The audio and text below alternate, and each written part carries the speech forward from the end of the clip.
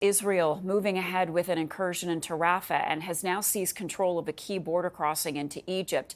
It is a move that is threatening to derail ceasefire talks just hours after there were some hopeful signs that a deal could be close. Foreign Affairs Minister Melanie Joly says Canada's position on the planned Israeli offensive on Rafah has been clear from the very beginning.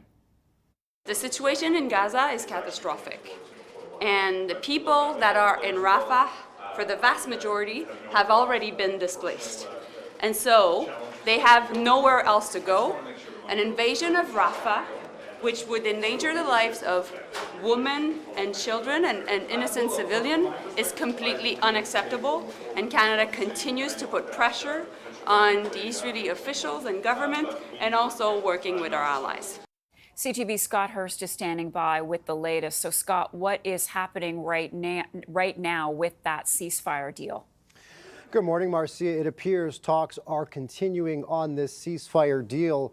It was brought forward by the Qataris and the Egyptians, and they have had negotiators really trying to broker this deal, work behind the scenes between all parties for many months now as this war has progressed, as this war has gone through many different stages. Officials have still been working behind the scenes trying to broker a longer ceasefire deal than you'll remember that initial one that was limited in its length and its scope. And so it appears, as we've been hearing, Hamas agreed to the terms of this ceasefire deal.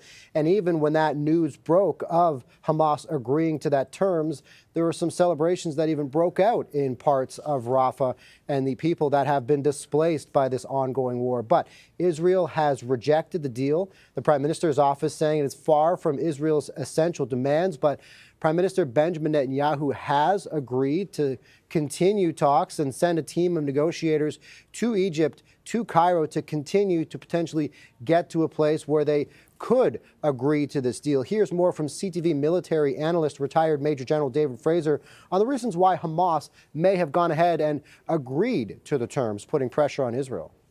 Hamas probably made this gesture for the ceasefire just to make it more difficult politically for the Israeli prime minister.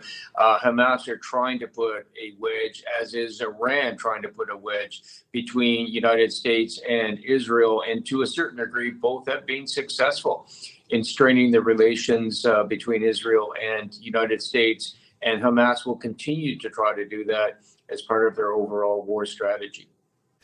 Of course, Marcia, there is a lot at play here. There are still hostages in Gaza, and in the last ceasefire deal, there was an exchange of Palestinian prisoners. But also a major sticking point throughout all of this has been the ceasefire, either temporary or more long-term and permanent. So these are some of the sticking points that have come up over the last weeks and months as these team of negotiators have tried to work with all the parties involved to reach an agreement that could either result in a temporary or more long-term and permanent ceasefire, Marcia.